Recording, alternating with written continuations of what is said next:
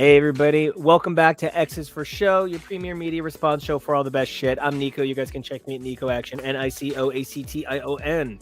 I'm TK. You can find me at TK Accidental. That makes me your producer, KEVO. You can find me at KEVO. Really make sure to like, subscribe, and comment so we know what you want us to cover in the future. I guess including future games, because we're mixing it up. Mixing it on up. Yeah. I don't want to be weird and make things awkward to start, but TK, you told a lie. We can find you currently gaming. Yeah, well, you know, and should you find me doing that, it will still likely be at TK Accidental. Well, I have found you. What are you doing? You know, I am playing a game that I like quite a lot called Gunfire Reborn. It is a sort of it's a roguelike. You're basically just it's a dungeon shooter roguelike. Basically, here's the deal, guys. We have a lot to talk about today. It is we're breaking the ice, as it were. Winter is coming to a close. For me up in Maine, that means a 5th season that y'all would not know anything about called mud season that lasts for basically the latter few weeks of winter, pretty much all of spring. And then if we're lucky here, we get about 2 weeks until we head into summer. But we're experiencing the thaw. Most of our snow is melted. And similarly, most of our shows that were on ice and were on hiatus are coming back. And some of the shows that filled that void are coming to a close. Album releases are picking up. We got a big one this week, and I personally have a big one next week, but it's, I think, just me. Well, I do want to say something. You made a comment, and I want to jump in on it because I love what you said. You said there's a 5th season in Maine, and yeah, it's mud season. And like, how is it not just spring? Because it's not at all warmer. Like, it was 33 today. So warm enough that it's not ice, but it's not spring weather. And because we get so much snow, like you guys, I know fully do not have snow on the, like, still banks of snow anywhere significant. I mean, we do, but like not in your neighborhood. Yeah, like we have like piles of snow in like all of our parking lots and stuff. Like we have like those small but still significant clinging on tar black mounds of like ice that are still clinging in places. But yeah, no, like giant banks. Yeah, no, we haven't had that significant snow. Like I still have a significant amount of snow in my driveway. Put it that way. On my like on the sidewalks, there are still like notable chunks of snow, and those will just slowly over time melt, and it just is muddy for. So this started a couple weeks ago, so it's going to be most of February or half of February, most of March, hopefully not most of April, but we're just going to have to see what happens.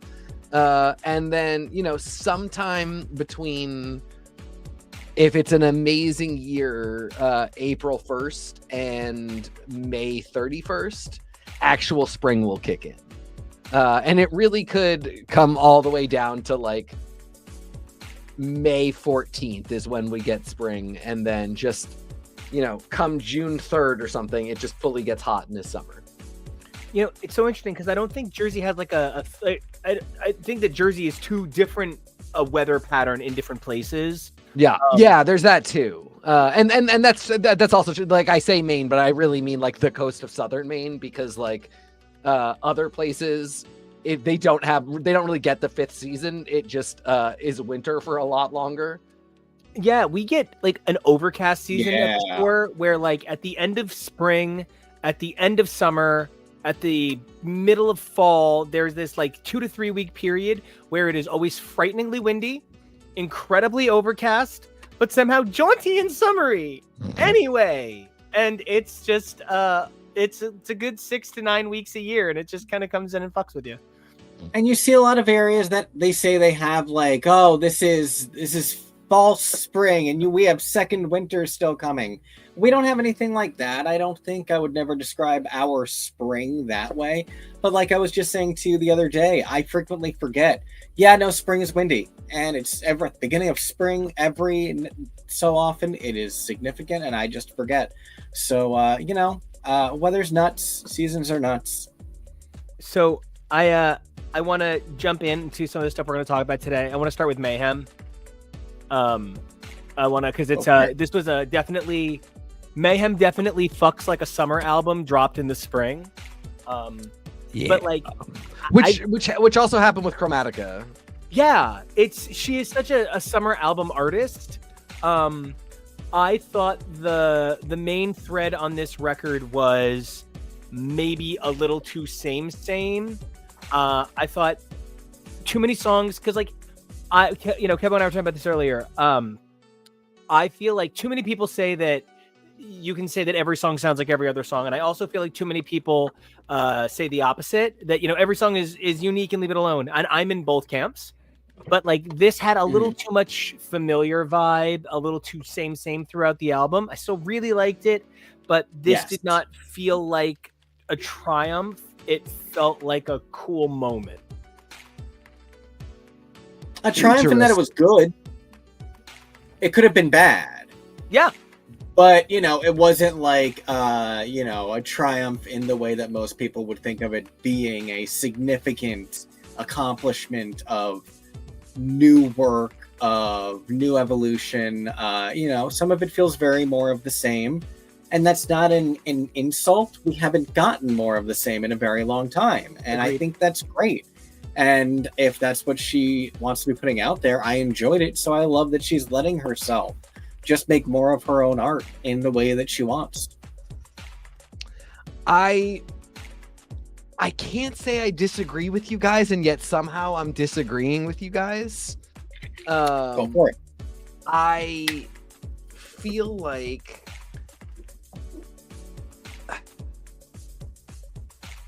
it's weird, because when I was trying to describe my reaction to this album, one of the things I was coming up with was like, if Stefani had called me personally and said, what kind of album should I make?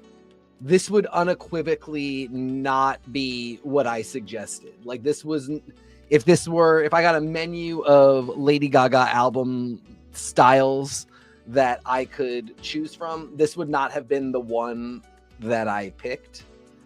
Okay. But as the one that I got, I found myself really liking it. And the thing is, Nico, I really agree with it's not a triumph thing, but I was really sort of taken aback is not the right word. I was really pleased by the strong stylistic choices that were made and the genre conventions that were explored in a way that, like, I don't know, oftentimes she describes her albums and what she's going to do. Like her talking about how she was inspired by Nine Inch Nails. And I immediately heard it. And even more so, I heard it on one of the bonus tracks that I will say one of the bigger disappointments for the album for me is that she left off these two tracks from the ones that you'll be getting on streaming, and you can only get them on either a Japanese edition or an online store exclusive. But like Can't Stop the High to Me, really you can hear the influence of Closer on that one. And there's a lot of other like influential stuff that I was really impressed, because a lot of times I feel like she talks about what her influences are, what she was trying to do, and I'm like, girl, I love you, but I don't hear that at all. And I really heard a lot of it on this one. And I felt like all of the influences were there, and they're all referenced in a really cool way.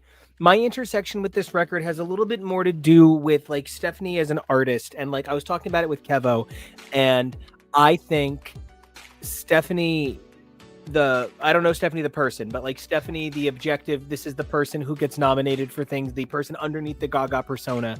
I believe she is a phenomenal songwriter, an unbelievable performer, but sometimes I think she's got a really ugly voice. And I say that as a guy who started making EDM because I'm like, people tell me that my songwriting's great, but they can't stand my voice. And so like, I'm happy to make music without it. And like, I love her voice, but I think sometimes she goes for these ugly sounds. And I feel like the place that I was really frustrated is how much vocal fry is put into some of these tracks, because where it works, but like there's places that the vocal fry is kind of heavy for a Michael Jackson influence. And I don't know that I would describe Michael Jackson's as a vocal fry so much as I would describe it as like guttural noise. Like as somebody who, you know, anybody who knows my music knows there's a lot of guttural noise in there. One of the first really incredible compliments KEVO gave me in our relationship when I shared my music with him early on was, you make a lot of really weird noises, but you make them well. So just keep doing it till you've got it. And like, that is really where I think Lady Gaga makes me braver, makes me stronger, makes me cooler. I am so inspired by her artistry every day, but like true. And I'm not being overzealous about this. I'm truly inspired by her bravery every day. But there's places where the bravery does not necessarily equal high quality result. And I am certainly not here to compare two incredible women. That's ugly. Don't do that. I thought a lot of the music borrowed from some of the let's stick with our minor chords, Carly Rae Jepsen, that I really love.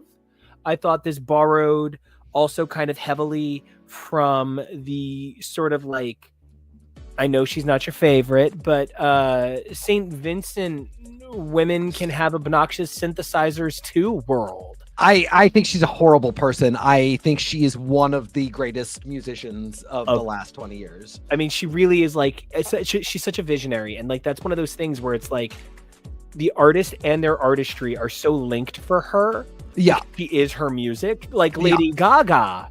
And so it's just Gaga. And so it's just, this record was really cool. I love that you brought up the kind of guttural noises and you brought yourself into it too, because it's something I think about. Again, I can't say I disagree, but it's something I think about with your music a lot of times when I listen to it, because it really, the way that you will make a noise on a song reminds me of a person who has the other album coming out this month that I'm so excited about, Coheen, Cambria, Claudio Sanchez. Like you both will do I can't, like when you're trying to say the word I, there will be 6 vowels preceding I in the word I as you build up in singing to say that word. It zooms in. Yeah, like you really, it's from so rocket. And it is a rock thing. Glam rock. You're a very funny character because I never know if I'm getting piano NICO, which is kind of more EDM NICO, 9 times out of 10, let's say, or if I'm getting guitar NICO, who is 100% a rock star and is just like, guitar NICO could never meet piano NICO, and they both would compose music just completely differently based on the instruments that they are on. I love the composition and the songs and most of the vocals of Rock Gaga, but I like that you are pointing to an example of a thing where I'm like, oh, this is kind of a weird moment where like she has such a unique voice, and she has sung on stage with a lot of metal acts and rock acts.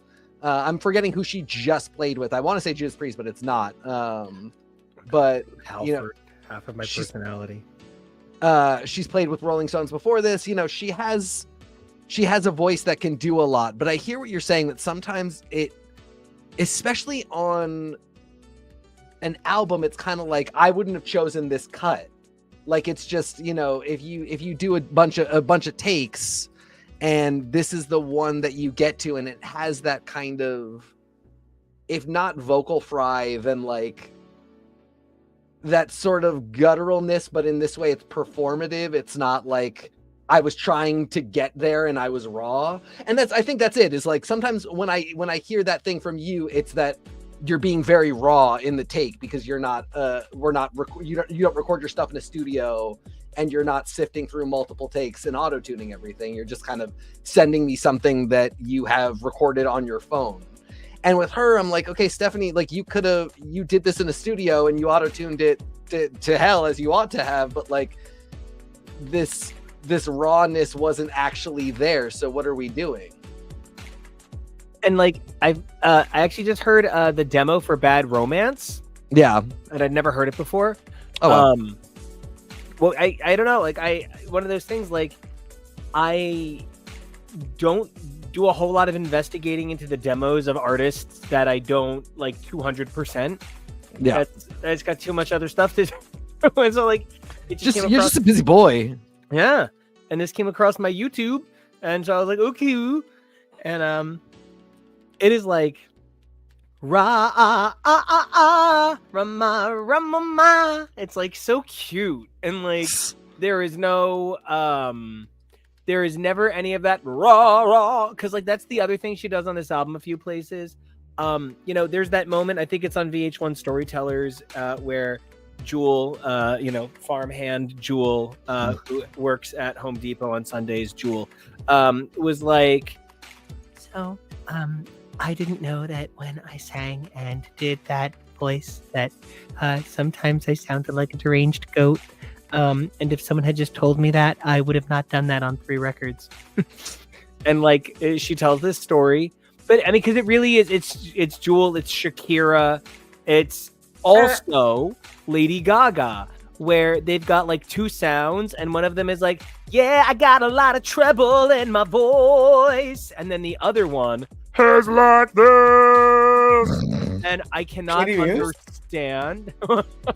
I can understand why Lady Gaga loves to do that kind of thing. And she does it really well in Abracadabra, where you've kind of got that hold me in the heart tonight, and she kind of like it's very theatrical. It's very like borders on operatic. Yeah, and then she even throws in the and like that is actually very operatic, and it's very cool. And then you even get like in the video version the guttural scream, which by the way, the guttural scream is one of the best things I've ever heard her do in the video version. And specifically for me, it's the rah that it all comes back in on is one of the cool. I mean, I use that rah in like 11 fucking songs. So like big fan, mama. I don't know.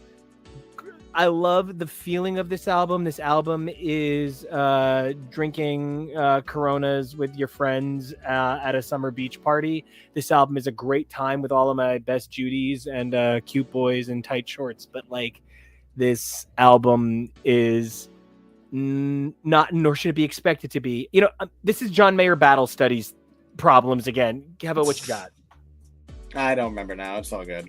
I'm so sorry. John Mayer's Battle Studies was a great record, but the fact that it followed Continuum, which was seen as like one of the most important records of its generation, which it's good, but it's not that incredible. It made Battle Studies, an incredible record, look less good as a result, and that's just not fair. I hear what you're saying. I don't know. I'm still, I guess, and also like it's been 2 days, so or it's been a day. Jury's still out on how this will sort of be seen in her catalog. For me, it's higher up there. Me too. This may even be ranging in top 3 territory for me. It is not her best album. It is not my favorite of her albums. It is not like my literal favorite. It is not number 1. I think at the end of the day that may go to Chromatica. Although I will say what I was really also thinking about is the Chromatica album cycle, and I mean more than anything, Dawn of Chromatica, I think was one of the big things that I really loved about that album. So I'm sort of trying to figure out if in a vacuum it would be as high as I sort of see it now. But I don't know. This is also like all of these the glam rock influences, again, the 9 Inch Nails, the Michael Jackson, the like. Yeah, that was wild. It's 80s hair metal pop synth. The styles start to range from the last days of disco all the way to like 1992, and that's sort of like my sweet spot. That's where a lot of my mojo comes from. So again, which is so funny to say, because I'm like, I still feel like this is not the album I would have asked for if I was allowed to choose, but like this album speaks to a lot of things that happen to be in my soul that like I can't get rid of, even though I might want to. I'm jumping on that in 1 second. I just want to say, Andrew, I'm actually going to be seeing 9 Inch Nails in Brooklyn in September. I'm so excited. I could scream into the night forever. Haven't seen them in a million years. So excited. I'm kind of excited that Boys Noise is the opener too. Oh, is it really? Yeah, that was just announced, and I am pretty stoked about it. That's amazing. Yeah. I don't know if it's that. I don't know, because like sometimes I feel like when I give these criticisms I'm met with, that's a thing you'd notice, Nico. But I think what I really want to start saying is, no, it's a thing I would notice the terms of, but it's something you all react to. Yeah. And you just say, I don't know what it is. It's just, and I'm telling you what that thing you don't know what it is. And like, part of why these songs are not instant hits outside of perhaps Abracadabra, which is what it should be exactly. A number of these songs do have those influences you're mentioning, but they're wearing them like a cosplay. So if the character is Joe Pesci, written by Chaz Palminteri, and that is the dialogue and the actor, it does not matter if you put him in a steampunk costume. It's still Joe Pesci playing that character in a costume. And some of these songs, part of why the guttural noise doesn't work, part of why the vocal fry doesn't work, is because she's interpolating an element from a genre outside of the construction of the song. Some of Lady Gaga's stuff is like Born This Way, where it really hyper focuses on happy sounding chords, right? Positive, they're major chords, right? It sounds like they focus on that. Some of her music really goes into this beautifully gothic place, really kind of like the En Vogue whatever side of gothic R&B, not the Adele Skyfall side of gothic R&B, right? And it goes to this place like Disease, where it pushes the construction of what we understand sound to be, and it sounds great, it sounds right. It's when you start layering some of the and she sounds like the Tasmanian devil trying to sing lullabies, that I kind of like. The penultimate track on the record, I forget its name at the moment. The Beast.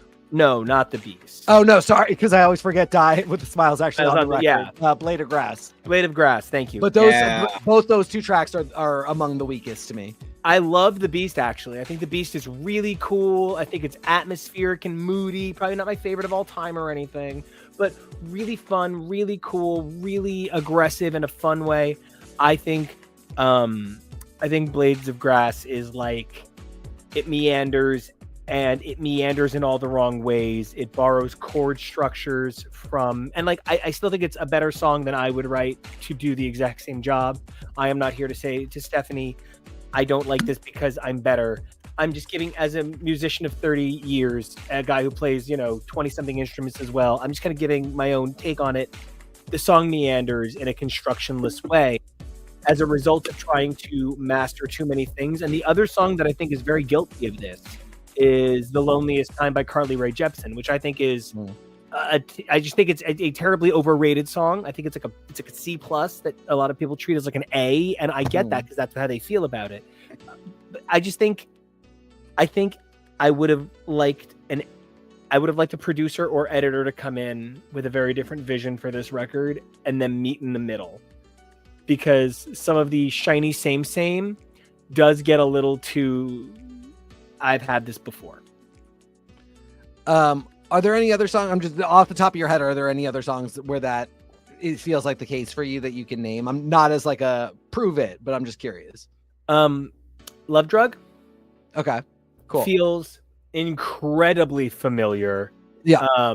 It feels like 1,000 songs that not only have I heard before, I've heard her do, and I've heard her do in some really cool ways. Hold on, I'm pulling up the track listing right now to get my notes out. Sure. Because like I said, I didn't want to put you on the spot, but I'm curious. I'm also like really nervous that you're going to say one of the ones I think is perfect, and so like I want you to if that's the case, but I'm like, oh, sorry. You want to learn the Perfect Celebrity is really cool. I think Killa is so fucking cool. Okay, so two very good examples of ones that I was hoping you wouldn't say that about, but I was curious if you would, because they are cool. So. Perfect Celebrity, I think, goes really genre hard, and I'm not here to say that it is entirely authentic. I think go for it. Don't Call Tonight is fucking sick as shit.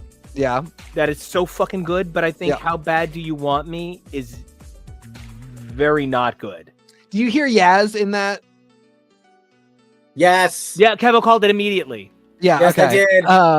And music, that's not the vocal line, but the music. No, of course. I mean, but like, maybe even the way she approaches it. Yeah. Obviously, their voices are nothing alike, but even the way she's coming at the song, and I'm not saying that as that's not a bad thing. Criticism necessarily, not like. Yeah, I just I was curious if anybody else heard it right off the bat that the synths really are there for me. But sorry, Nico, keep going. Oh no, I mean, by all means. I thought, KEVO called it out. Zombie Boy actually really feels like she saw the Disney Channel original comedy film Zombies.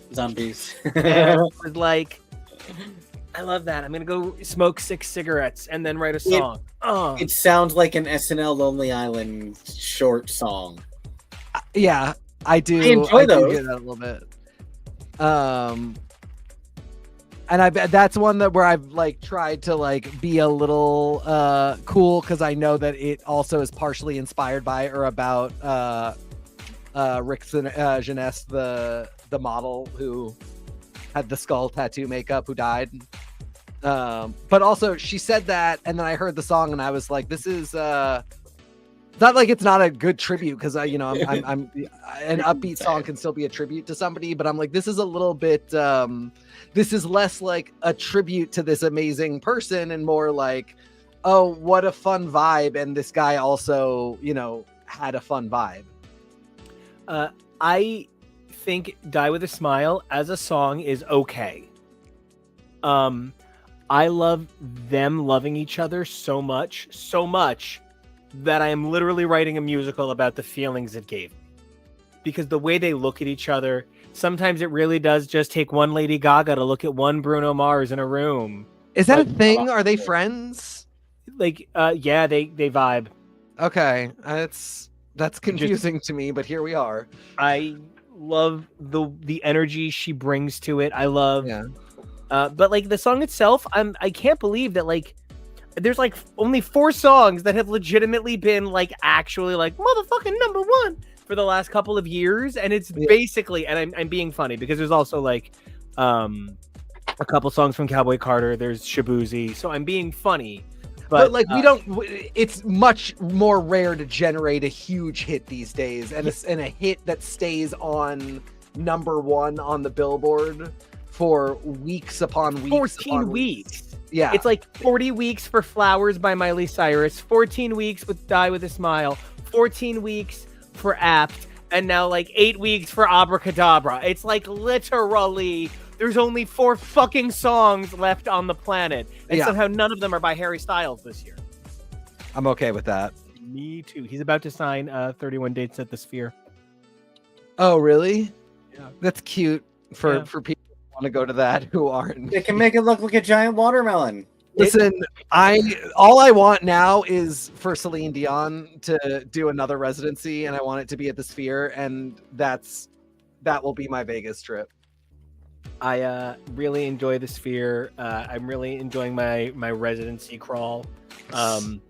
We did Janet, we did Mariah, we've done Drag Race. We're gonna do Kelly Clarkson if it times out.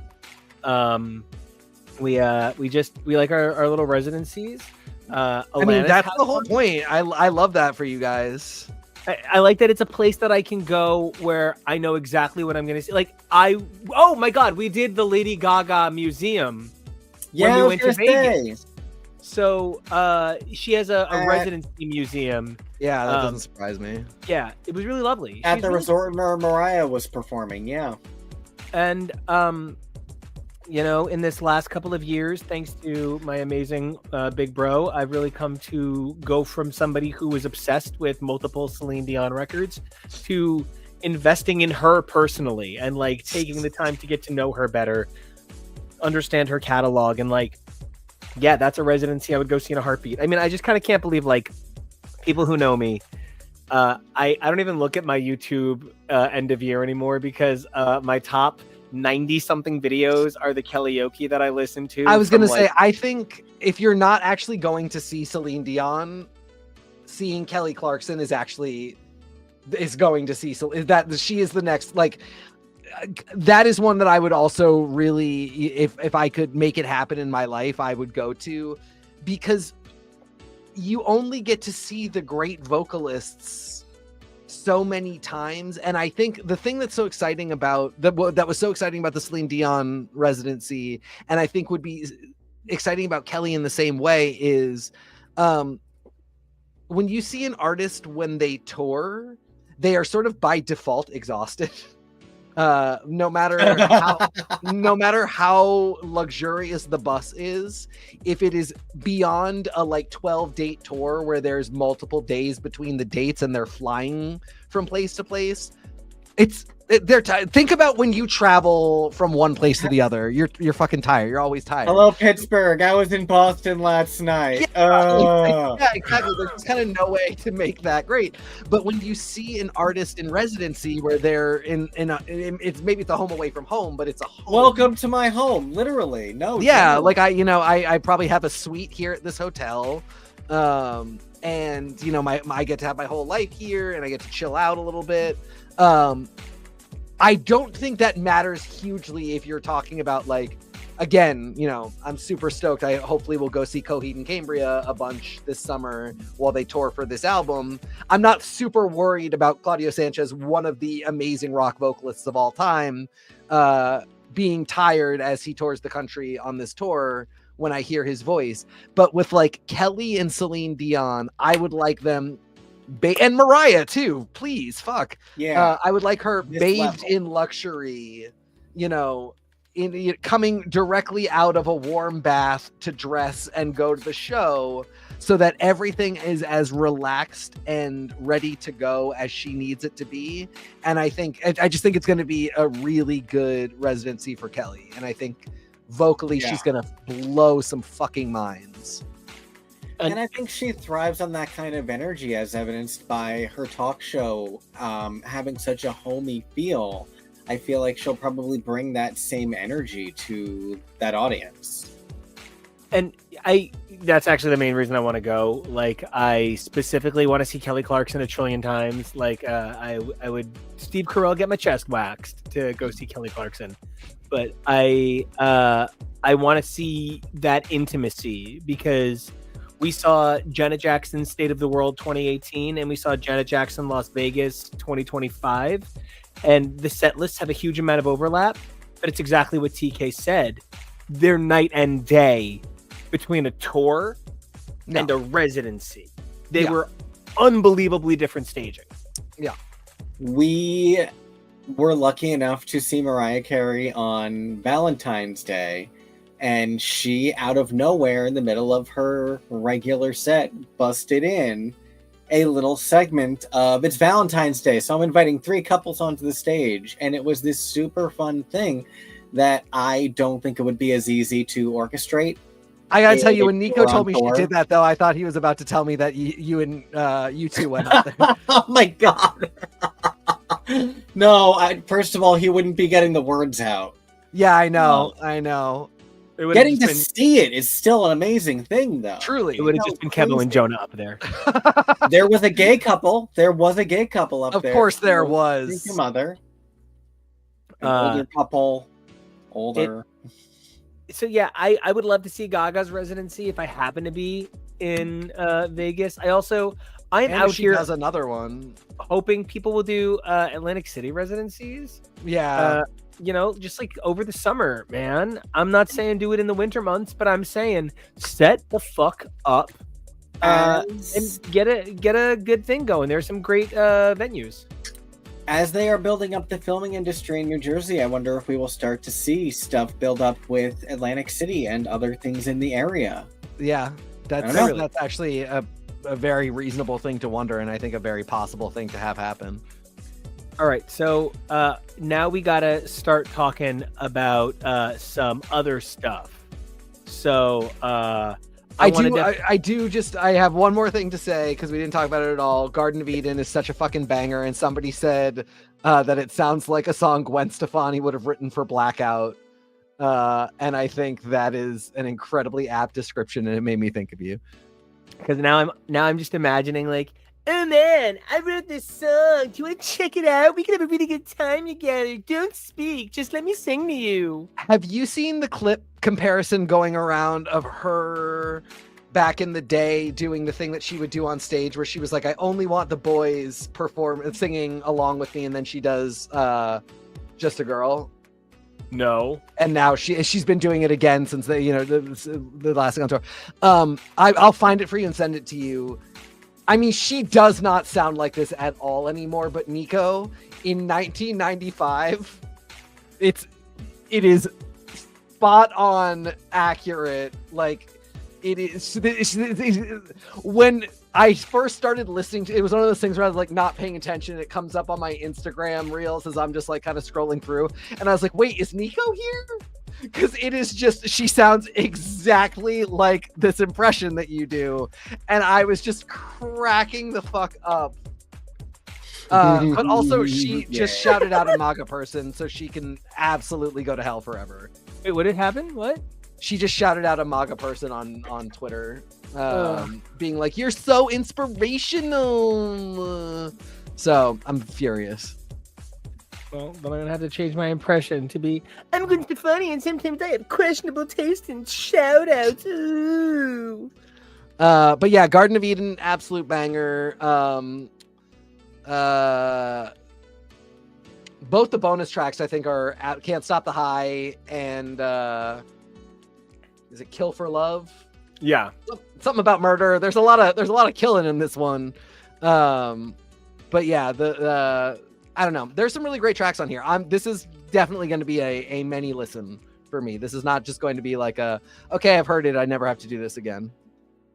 I think for me, it's somewhere in the middle. I'll probably get tracks that I love more. Yeah. Right? Yeah. But beyond that, now you said that you have another album coming out this month. Is it just the Coheen album? It's Coheen. Coheen comes out next week. That's huge for me. This is the third in their most recent trilogy. And then Claudio said that he's about ready to wrap up this. It'll be 30 years, I think, by the time he's all said and done. 30-year, epic sci-fi series of albums that have told this amazing story. So next week we get the I think penultimate one. Wow. I'm trying to see if there's anything else like major coming out this month. Looks like later this month, Japanese Breakfast drops an album. Y'all. Mumford and Sons. People listen to that, right? The Darkness. Yeah. I feel so bad. So evidently the lead singer from The Darkness is now queer. Am I correct about that? I think you are correct about that. And congratulations. Really love having you in the community. I don't know that I really love the hair metal vibe. Like, I'm sorry, the glam metal vibe. It's not really my thing, but like who he is as a person and in his interviews has been really kind of charming. And when he is kind of aloof in a way that I would normally find kind of aggressive and unattractive, he's played it off really well and has been really self-effacing. And anybody who turns a career of being made fun of into a successful reimagining of oneself, as long as I don't find out you're a MAGA chud, keep doing it.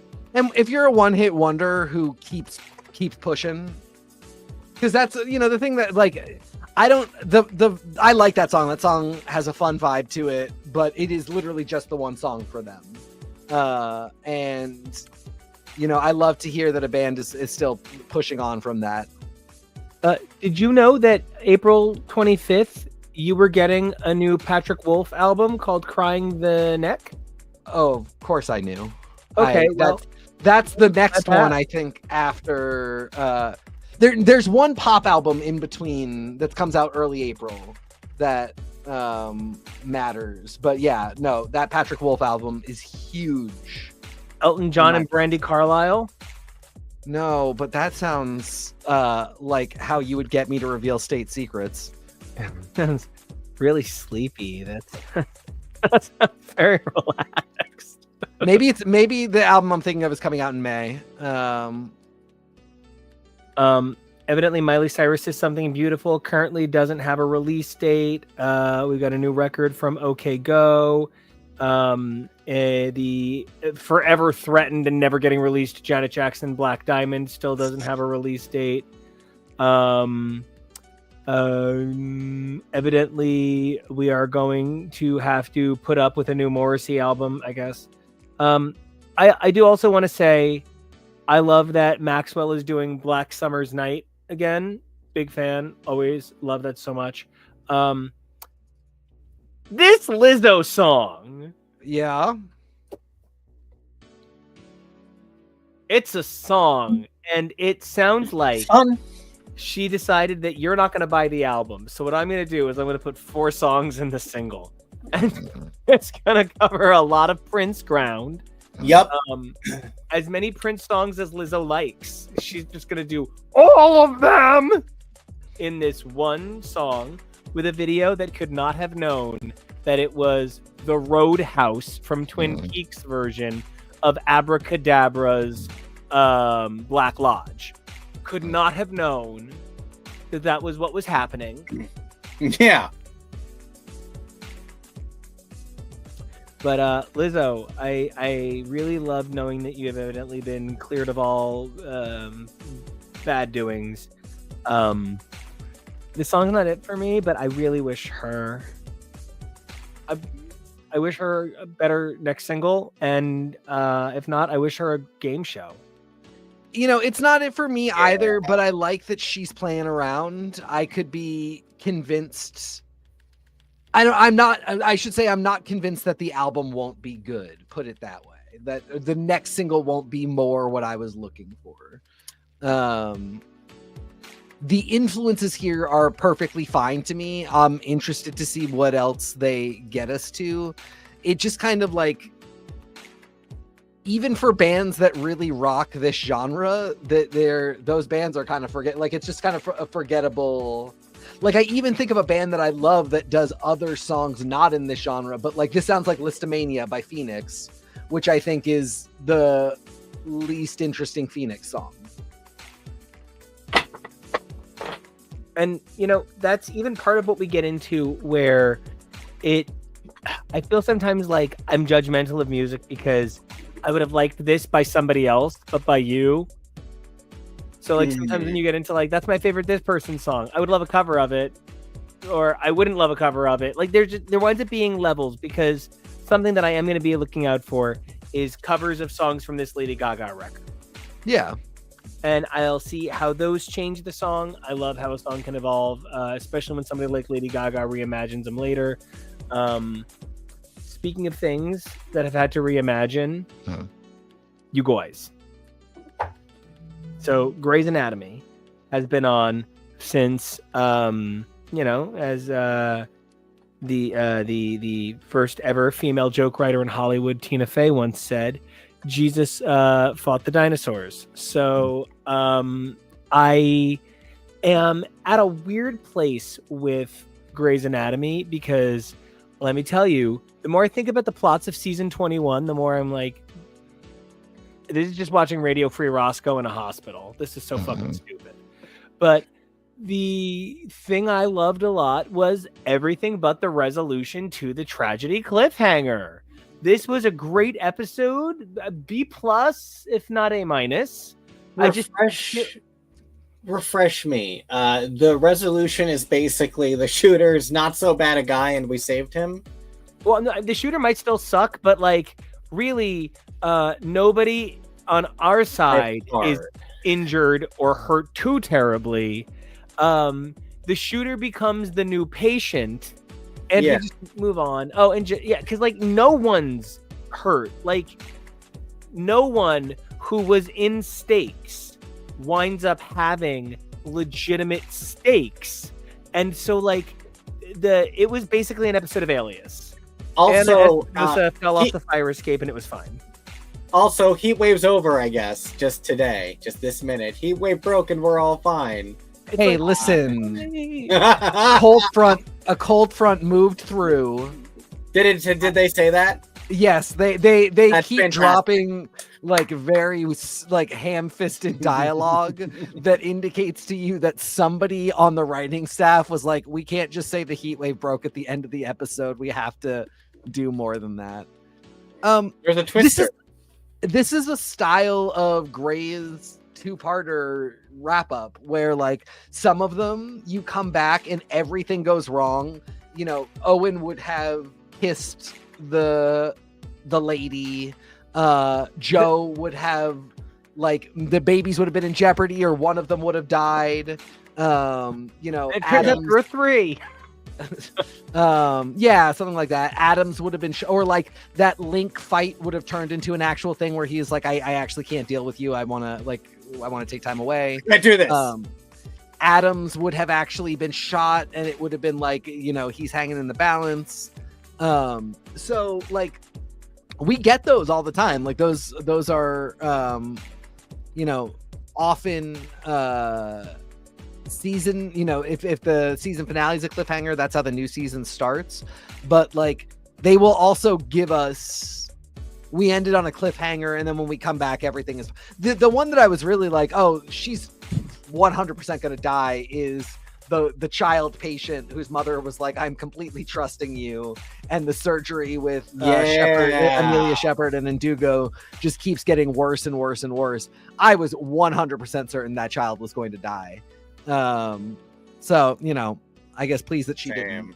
I was really surprised by a decision they made physically, something that we've talked about a lot on this show in result of our own lives and stuff. My father is a part of 13 ministries in his local church. And your husband, your partner is a pastor, is like the proper term to use. No, he is. They are no longer, but they were a hospital chaplain, like the gay hospital chaplain on Grey's Anatomy. And so our families do have strong connections to religion, to identities. And so when it comes to that conversation, this show wrote out its religious character, this season cycle. And then I see this character walk into frame, and she has such a very prominent Star of David on her neck early on in the show.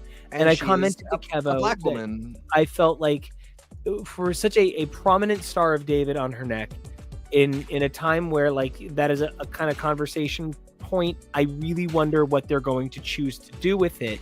And they made it such a natural element of her character. It's just her faith and that she prays. And I thought that was the kind of clever, subtle work that Grey's Anatomy is often capable of, but rarely executes. And I was just really glad that she didn't give us a speech about how, as a black woman, she can also be Jewish. Yeah. And then tell me a little bit more about how 1/10 of the Mexican population is Jewish. And then tell me about the many faiths of black people, because I think all of that is really important. But when it's every episode, it winds up hindering the ability to create the message.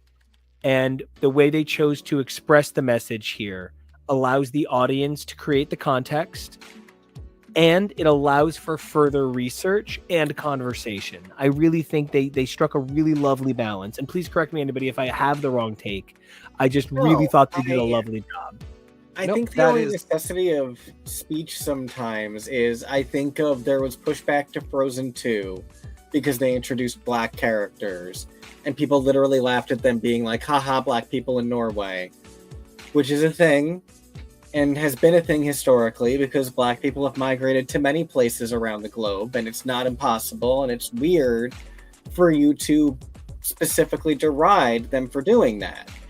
And I can imagine there are people who would unfortunately have something snarky to say about a Black person being Jewish. And in those cases, it almost invites a necessity to have to explain, yes, this is not necessarily the anomaly that you think it is. But the fact of the matter is people are going to complain about that either way. Those people, you can't really win those people over sometimes. And I also really applaud seeing just the natural course of it. Because that really is just the way someone would live it. And you need to be focusing on that rather than they need to apologize for wanting to show and feeling the need to explain the significance or the right to show something like that. Just do it. Especially because I think there's this inclination. So for one thing, Christina was Jewish. Christina, the Asian character, was Jewish. And early on, they did really explain why. And because I think the thing that we're always dancing around is, you know, in Christina's case, like I especially back then when everybody really expected an explanation, the question was going to be, were they going to be like, here is the secret sect of historical Asian Jews that she comes from, and it's that her father, who is not her biological father, raised her Jewish. And you know, similarly, there are this woman could have been descended from Jews of Ethiopia, or you know, she could have been like a long-standing ethnic Jewish person, but also she might be multiracial and, you know, might have a white parent or grandparent who is Jewish. She might be adopted and have been adopted by Jewish. And the idea that it doesn't matter enough that we're going to tell you, you know, she's not going to say like, I know it's crazy, me, a Black woman in a synagogue, who would have thunk it? Because that just is a little silly. There are 20 different explanations for why a Black person who we don't typically see Black people coded as Jewish. There are a billion different reasons why she might have a Jewish identity, and they can range from very long-standing, you know, ethnic traditions and histories to literally maybe she converted for the husband of this child, you know, like the relationship that produced this child, she converted. There are any number of reasons, and truly in the year of our Lord 2025, it can't possibly matter to you what it is for this character that's going to be here for this short a period of time. Yes. You know, if it were see her again. If it were Harry Shim Jr., I would love to hear because I want to know his background. I don't need him to justify any of his background, but I would love to know what it is. I need him to justify why he's 50 years old. I actually would like to know if they see the character as being older. We talked about this in the car on the way to see Bob the Drag Queen. Like, I have no problem with the idea that he's, you know, 35 and maybe like worked and went to med school.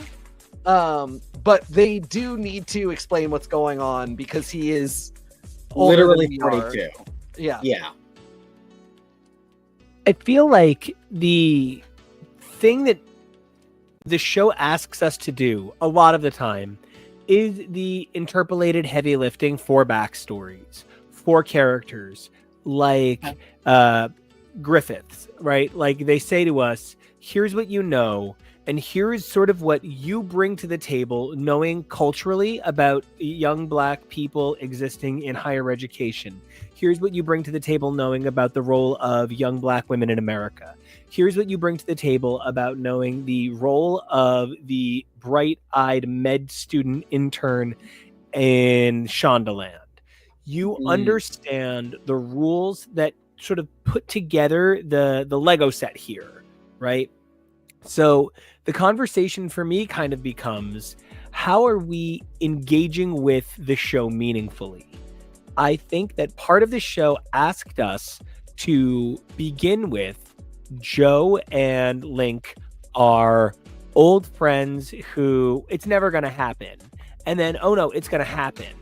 And then it does happen. And then it kind of feels like from the moment it happens, it never didn't happen. Yep, and that's it. We're going to talk about this when we get to 911 a little bit. But like, I made this comment to KEVO about how shows like 911 and shows like Grey's Anatomy, I almost want to wait till I know he's there to hear it because it's like such a central point, right? So I'll wait on that point. This is great. So everybody, this is getting ported to a podcast. You're all going to get to hear this. At the moment, TK has walked away from his booth. Oh, no, I think he's back. Oh, no, he's back. He's back. Okay, cool. So TK,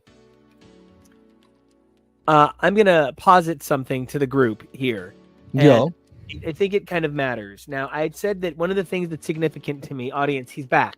One of the things that is significant when I think about it is that Joe and Link, when they first introduced Link, they were the couple that was never going to be together until they were together. And then once they were together, they were never not together.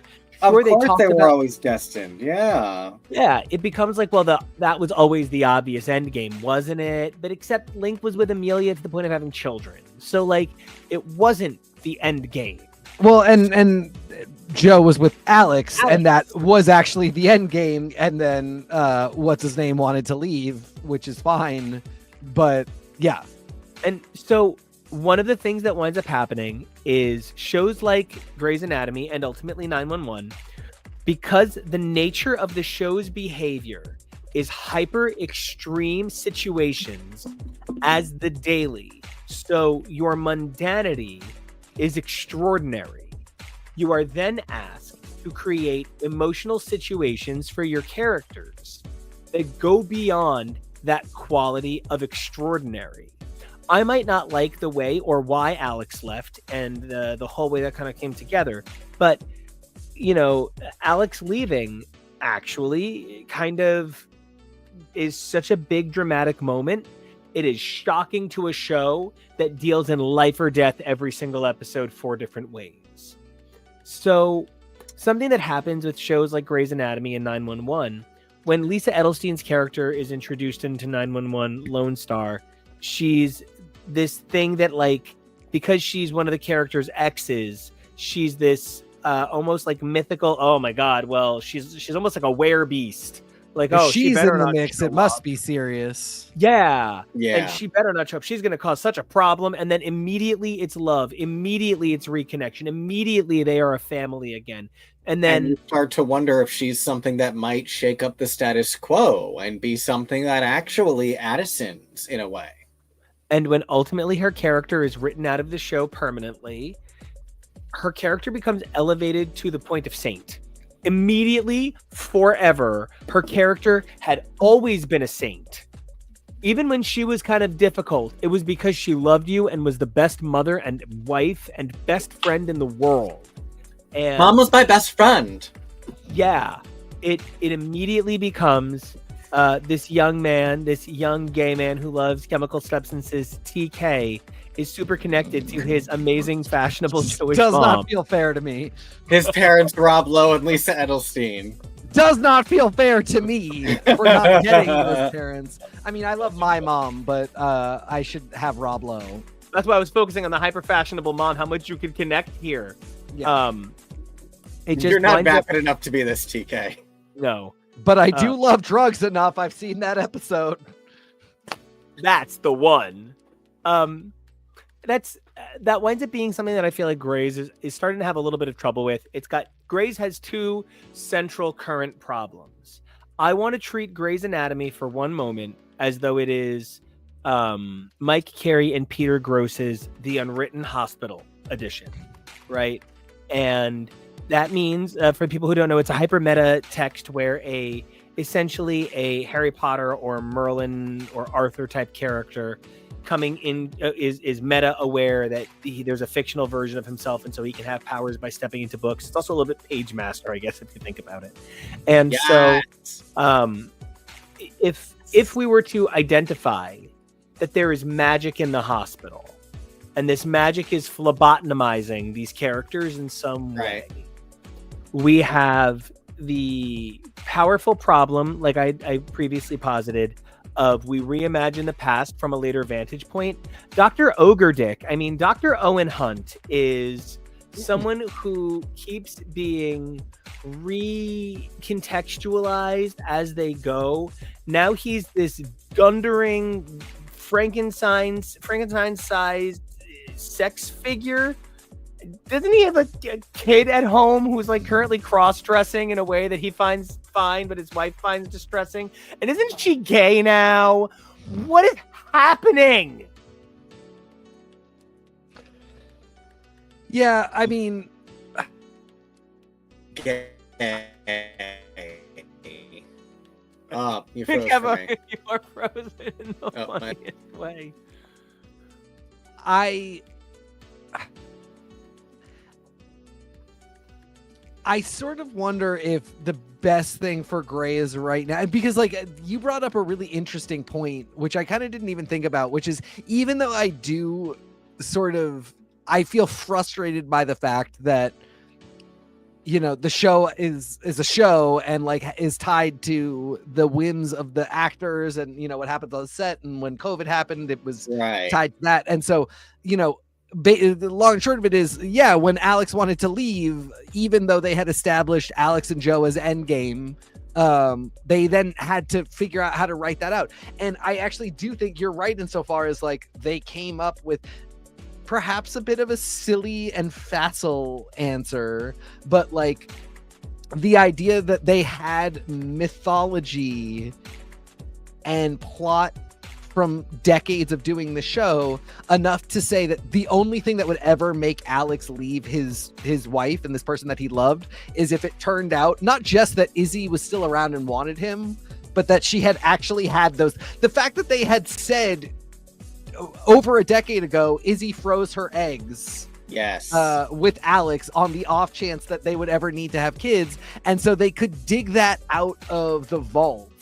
It's genuinely the craziest part of Link. I know we came to him after the fact, so we knew where it was going to go. But even when he's introduced, it feels like a second potential love interest that they keep in their back pocket.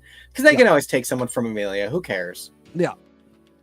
No, I completely agree with that. And so, you know, the fact that it actually is, it was vaguely exciting because, well, at the very least, now you know, like that storyline from over a decade ago, that, you know, that dangling plot of Izzy having those eggs, that is resolved, and those kids exist now.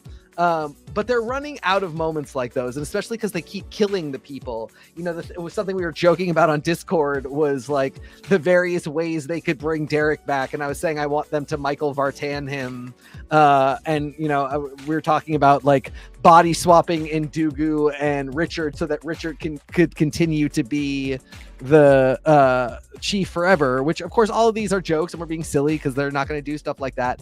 But if nothing else, I think given where we are now and given the way Ellen Pompeo ages, I am ready for a time jump for Zola to be in medical school, because I don't really know that there's much else to do besides next generationing some of this stuff, because the new class keeps not working. Well, and yeah, that all kind of points me to my other problem. I just realized what it is. TK, you're cosplaying Chris R from The Room. I'm cosplaying who now? Chris R from The Room, a man like that. Oh, give me fucking money, Danny. Yeah. I said, where in the hell did you mean a man like that hat? Okay. Yeah. But the other problem is, some time ago, we realized that the show begins with Richard kind of dawdling around the hospital going, I'm 50. Yeah, I have to retire soon. I'm gonna die in a couple of years, so one of you two is gonna replace me tomorrow. And now, it like every episode sort of feels like Richard walks into the closet. Richard turns around. Richard presses the button on the mop, and then Richard shouts, "Wait a minute! Did you guys know this wasn't the elevator?" And his friend, the broom, just looks at him. Is this not a metaphor for the entire workforce across every industry, though? Is it not?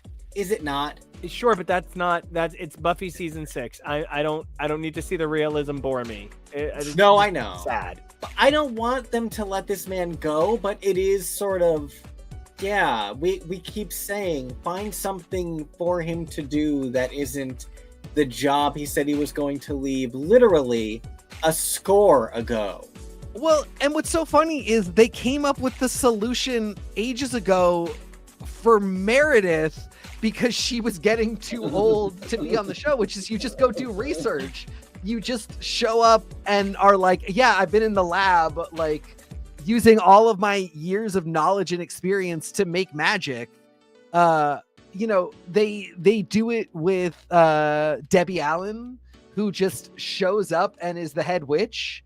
And you know, she is when the show starts, she is a prolific and active penis doctor, and she shows up to like have ridiculous penis surgeries that are vaguely funny and also like somewhat astounding, but they pretty quickly, but like in stages, step her back from that. And she keeps showing up and be like, yeah, I am the reason you all have money and jobs, and I run this foundation that is the only thing like keeping all of this afloat. Do this for money or you're fired. I'm Catherine Fox. And she just keeps doing that over and over again. And somehow I'm not sick of it. So this is not a complaint, but like you're telling me they can't find a single other thing for Richard to do if he were to no longer have an active on the floor job at the hospital. And part of the problem with it is I feel like there's so many things you could come up with him that would also mine great stories. Working, consulting, working at other hospitals, like all of these things that would just create more ideas for stories. So yeah, you know, he could be the Addison where he's traveling or like bringing them great cases and in so a tank. Like, yeah, he's traveling around and finding that there's so many options, and some of them like, you know, border on stupid in terms of like, well, we know that doesn't happen in a hospital, but it's not like I couldn't believe it for this show. And honestly, like I think he should be doing what Meredith is doing, which would then mean on they would screen. have yeah, exactly. Yeah. I mean, I think years ago he should have just gone in the lab and shown up regularly with lab stuff going on, but that job belongs to Ellen Pompeo now, and so it like increasingly they just seem to like cut off options for Richard. So now you actually do have, you know, it was insulting when he was 50 and they were like, no doctor has ever lived this long, so we don't know what to do with you, sir. And then he lives for 25 more years and is on the show the whole time. Now it's actually insulting because he is actually doddering. He was never doddering at 50. He was like still pretty hot and like completely able-bodied and active and really smart because he'd been doing this for so long.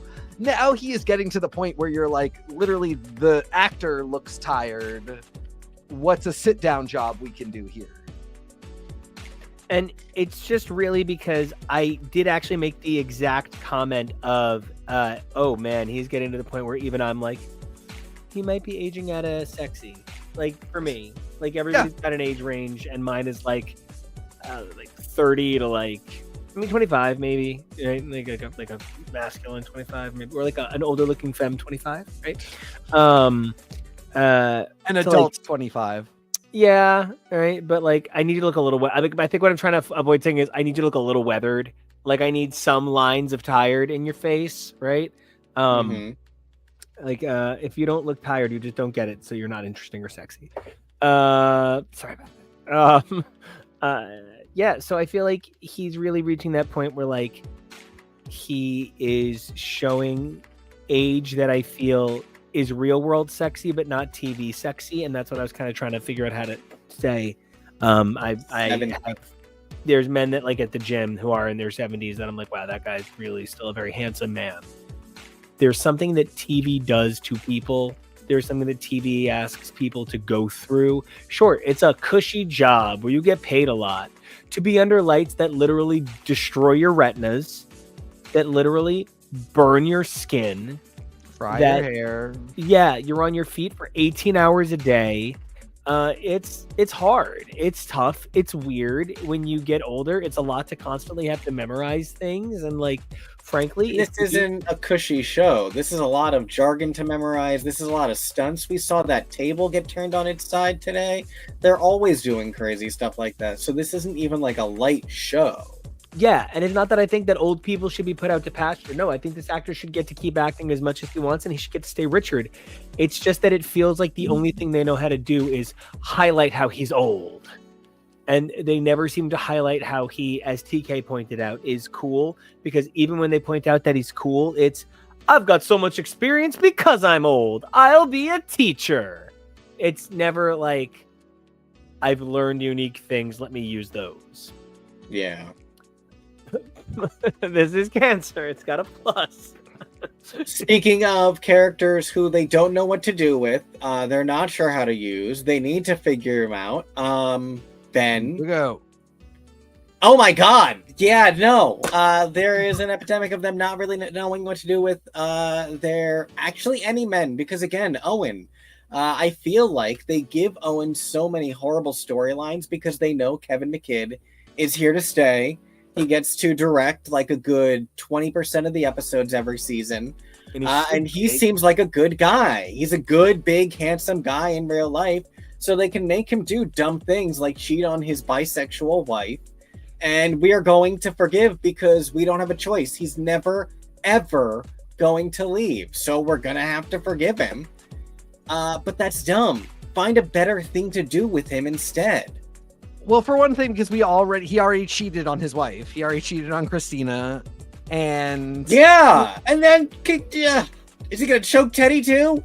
Yeah, yeah. Bringing back his army PTSD would be really just kind of the icing on the cake. Just let's fully have this guy Benjamin Button, and that is that is a problem with doing a show that is 21 seasons long and is an hour-long drama and still does, they don't do 8-episode seasons. They do the full 22.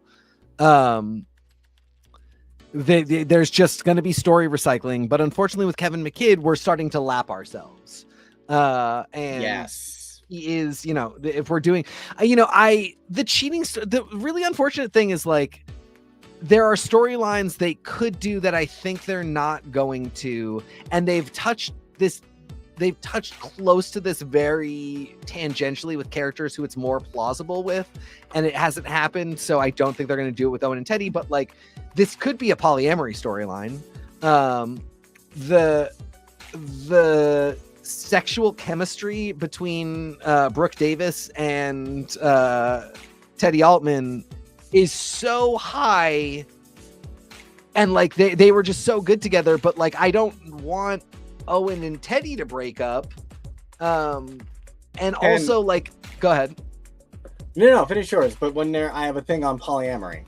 Well, and the way it was so weird because my husband and I are polyamorous, as you and NICO are. So like the announcement that somebody kissed somebody else isn't that big a deal, but at the same time I know that if I went to Jake and was like, somebody kissed me, they would immediately understand that that's different than I made out with someone. Like that the conversation of I was out with someone and they kissed me is a conversation about like essentially being a subject in your own life for a moment, and regardless of what other consequences there are. The point of that story was not I made out with someone. It was like, oh, this insane thing happened, and instead the show turned it into relationship drama. But all it made me really want to do is have them talk about like where they're at in terms of sexual interest and compatibility and all these other things, and it feels like we're not going anywhere near that. Would you be interested to know something that I just learned about Dr. Odyssey? Yes. Oh yeah, which maybe we should spoiler. Yeah. So they introduced the show with a love triangle between Joshua Jackson, Philippa Sue, and the hot male nurse working under her. And there was a love triangle between the three of them that in this mid-season premiere was put to bed. with the three of them. And who knows where the direction of the story is going to go? Whoever knows with Ryan Murphy shows. But what I specifically saw was Joshua Jackson speaking very positively about it and the idea of it being handled maturely. And I remember back when Meredith was first starting to date DeLuca, and there was the Irish doctor in the mix, and there was that paramedic, and I had a friend who was like, I think Grey's might do a poly story. And watching it now, no, not quite. I see what they were thinking, but like, you know, we have come to such a place that I would wonder if that's something that we could start to see, especially on a show like Grey's Anatomy, which is already such a sense of community among these people in so many ways. How many of them are co-raising kids? It's crazy. Right. Yeah. So I think with, because I missed part of this, and so I came back in talking about Joshua Jackson's ability to handle two. Well, I mean, essentially, the biggest takeaway was me starting the conversation and KEVO continuing it with just like, I think the show might need to be exploring polyamory because they're kind of out of other ways to anything have else. Yeah. So I'm gonna jump us forward because I love Grey's, but I want to talk about some other shows too in the crown jewels of TV, ABC's crazy positive Thursday night lineup. I am so here for 911. Now, TK, I know you haven't really jumped on the 911 bus yet. Not yet. But I know that's always a possibility. It is for sure a possibility. This premiere was really interesting. Part of how KEVO and I came to watch. KEVO, how many episodes in how much time? We watched 186 episodes in less than 30 days. Yeah. And part of how we did that was we watched Party of Five on a whim, and then we watched 911, and now we went to Ghost Whisperer. We did all of that. That was nonsense. Well, because we watched Party of Five into Rare Gem, Time of Your Life, and obviously NICO, and, you know, I, to a lesser but still full extent, have love for Jennifer Love Hewitt, and we were like, hey, we've seen reels of 911. Why not? It's how that continued into Ghost Whisperer, which is a different subject, but yeah. Now, Maddie actually kind of comes and goes from 911. First of all, she does not start on the show. There's actually there's a funny little curse on 911. I hope it continues. I swear to God, I hope it continues so bad. Bring in Stefani. Bring her in for season 1 of Nashville. Oh my God. So the magical curse of 911 is there is a major first season character who is a woman, an established actress who is going to play an outsider in some way. She is on the inside of the situation. She's part of the structure, but she is an outsider to our protagonist. And on 911, that character is played by Connie Britton. Yes. And she is this, I can't think of it any other way, sort of like fumfering librarian. Adult virgin. She is so very Thessaly without the dark magic. It is gross. And like, I love Connie Britton, and I think Connie Britton is a stunning fucking woman. And like, but Drew Barrymore had never been kissed. Yeah, his grandmother. They write her so horribly, and it reflects, and she's written out. Like, I don't know if Connie Britton said I'm out or the show said this isn't working, but somebody somewhere along the line got the memo that like Alfre Woodard in Desperate Housewives, fantastic actress, fantastic show, bad fit. Maybe it was always the deal. We don't know because we don't. Yeah. Doesn't matter. So she leaves, and her fucking replacement is Jennifer Love Hewitt as probably the second best character on the show for me, Maddie. As the sister of the first best character on the show. Who is the adorable bisexual himbo. And he also actually has like a lot of layers to him later on, and like I identify as an action bear. Like that's my species. I'm an action bear. Hey, what's up? And Buck is very action bear coded, and he's very dopey. more than himbo to me later on. He's like dopey in sweet ways. Okay. And his relationship with his sister is very hyper romanticized and escalated throughout the show in that same kind of romanticized, well, this is what it always was because it's what fits the show and fits the story now. It starts with them being like estranged and we don't know how we're going to work through this, to immediately they were always that close. There's just this one very short period of time where they weren't close, and it was just right before the show, and it gets so reworked that they were always best friends growing up. They always had each other. And so like the legend of Maddie grows and grows until they write Jennifer Love Hewitt out for like 12 episodes so that she can have a baby. And they write in that she's having severe postpartum so that they can help women who are struggling with this deal with this and see a character who is a hero, saves lives every fucking day, is a survivor of domestic abuse, is a nurse who gave up her nursing license to go on the run from her abusive partner. Like, I mean, it's such a complex character to give such a beautiful story. So like, we are kind of used to Maddie being sort of written the fuck out at any given time. And then no, she's given this show's like what, second ever serial killer? I'd have to think. Fucking wild. Yeah. It's crazy. What a great time to be a Maddie Buckley fan. Wait, I think you tangented a bit because you only described Connie Britton. Oh my god. Well, and this one's more because the TK. Connie Britton on Lone Star is even more insane, which is why I genuinely hope. And Ryan Murphy, holy shit, I could be correct. Lady Gaga could do the first season of Nashville as a firefighter who, I don't know, moves to New York or something after the end of the first season. But because the Connie Britton on Lone Star is Liv Tyler.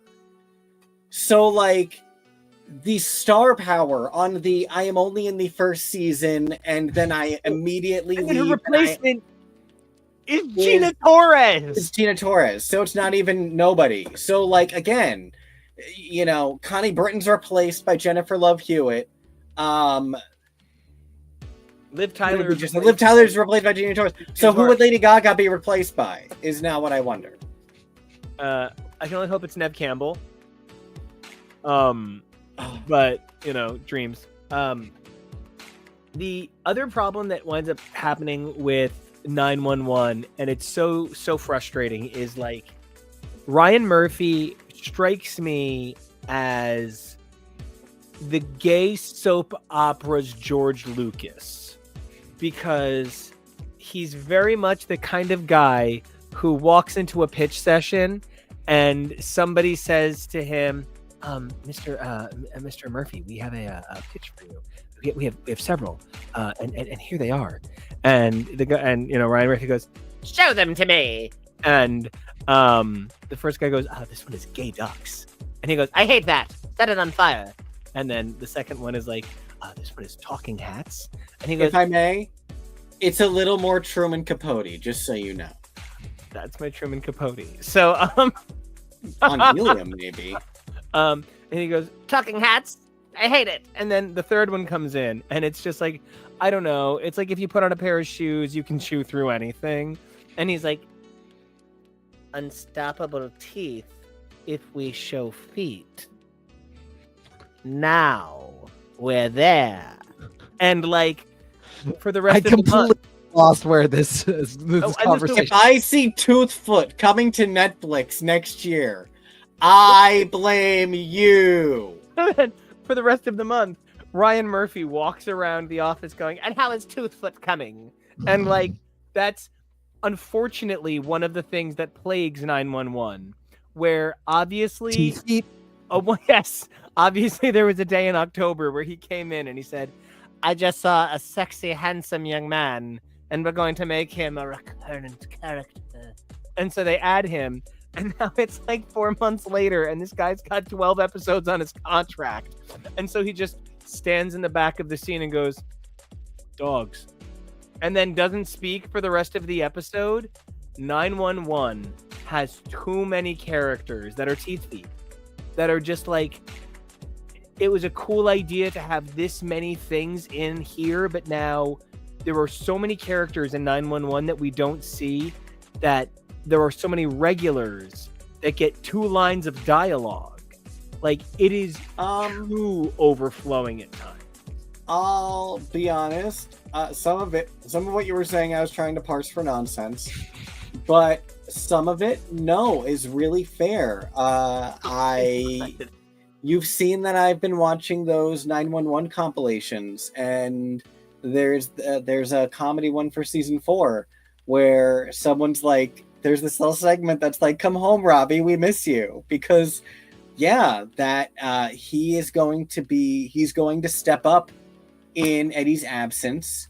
But then I wonder where's blonde firefighter lady who married Dean on Gilmore Girls, and what happened to, like, and it's bizarre the capacity to which we will frequently see recurring characters come back, to the point where you do have to wonder about almost everyone you meet, whether they are a victim or they are a random paramedic that you were only meeting in Chimney's flashbacks to when before he met everyone on this show, because that guy might come up when Chimney goes to Boston to look for Maddie. Or like Gerard. Now Gerard is like, Gerard is one of the funniest characters on the show. Fucking sending fire trucks at windmills. Like, it's the most There was a recurring thing. There are 2 big recurring characters in everyone's Blank Begins origin episodes, and they are Tommy, who is Lou Ferrigno Jr., and they are Gerard, who is Brian Thompson of Buffy. And he's this asshole captain before Peter Krause, who was terrible and racist. And this season, he has now become a consulting producer on a TV show that is basically a meta version of the show, and he is desperate for all of their help to keep him looking cool in front of his boss at the show.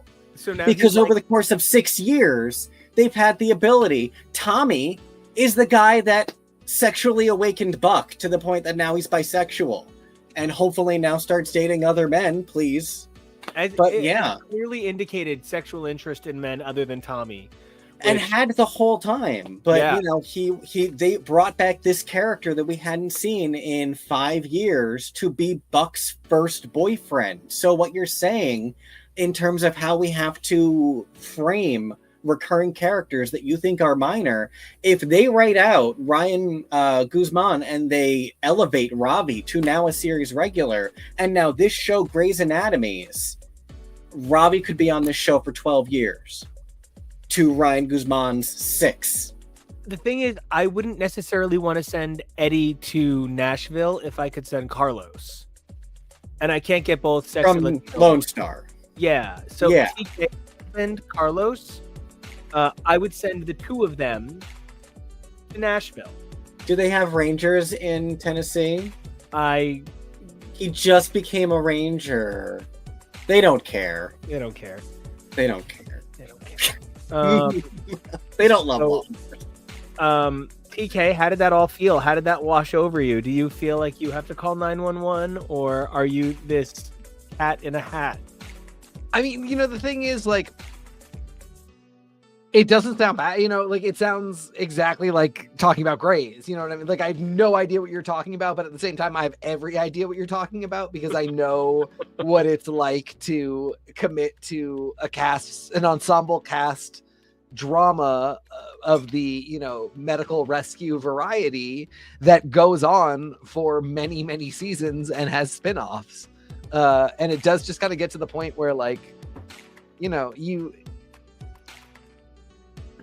I would never allow you to sit there and tell me the plot, or be like, this is who this character is and how they're connected to this character. But I absolutely would just sit there and let you talk about the characters and what's happening on the show for 2 hours and just absorb stuff by osmosis and just pick up context clues for what's happening. Because that's kind of more, if you're not going to watch it, which I ultimately with this one, I think probably what I'll end up doing is watching Nashville as it happens, as it airs, and then going back on the other stuff. I might because Nashville still doesn't have an air date, I think, right? Right. It's probably the fall. So I might end up actually starting 911 before that, but like, I'll just kind of tackle it as I feel like it. But it all sounds like exactly in line with this type of show. And the fact of the matter is, you don't get 8 seasons and multiple spinoffs if it's unwatchable and just terrible. Yes. Yeah. And that's essentially where my thoughts, and I'm not like done with 911, but we have some other stuff we want to talk about. 911 feels plenipotentiary to go Grey's Long. I don't want to see them try to replace Athena. It's going to eventually happen. I don't want to see it, but you know what? If you need to replace Athena later on, that's where you bring in. I'm so embarrassed. Sandra Oh. You can, if eventually Angela Bassett needs to leave, you could bring in a Sandra Oh to sort of make that transition a little bit easier as a new character. Because that person would have gravitas to themselves that would not be the same kind of gravitas, and it would allow her to distinguish herself. You know me from this thing, but now you know me from here. And like, that would be a really cool sort of map the transition. I don't want to see it yet, but like, you could. I feel very passionately that I want Yellowjackets to end no later than season 5. I'm doing a little bit of research on the Nightmare Before Christmas TV show. Gotta go, guys. On the Nightmare on Elm Street TV show and the Friday the 13th TV show. Like really trying to understand horror storytelling and like thinking into a lot of that kind of stuff. And I think in terms of true horror, this is the most lore that we've ever seen put in for this audience type, this market type, that is true horror, because Lost was horror-y, but Lost was a lot of other things as well. And I know the two of you could speak much better on Lost than I can, but at its core, Lost is not exclusively a horror show any more than Allison Janney actually is the most important character in the whole series. She is 100% by technicality.